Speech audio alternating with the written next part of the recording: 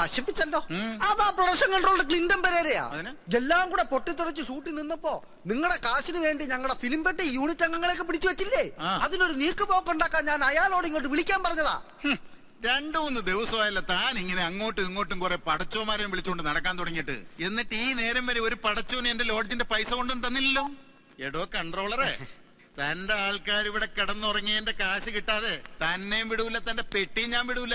എന്റെ വേളാങ്കണ്ണി മാതാവേ, ഏത് നേരത്താണാവോ സ്വന്തം ഫോൺ ബില്ല് അടയ്ക്കാൻ പോലും ഗതിയില്ലാത്ത ആ പ്രൊഡ്യൂസറുടെ പടം തന്നെ എടുത്ത് തലയിലേറ്റി വെക്കാൻ എനിക്ക് തോന്നിയത്.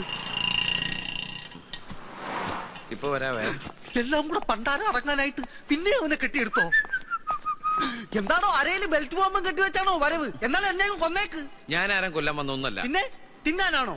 തനിക്കറിയോ, തന്റെ അരബുദ്ധി അനിയൻ കാരണം 3 ദിവസമായി തീറ്റയും കൂടി മുട്ടിയിട്ട്. എന്റെ മാത്രമല്ല 10-30 ഉണ്ട് ഓരോ മുറിയിലായിട്ട്.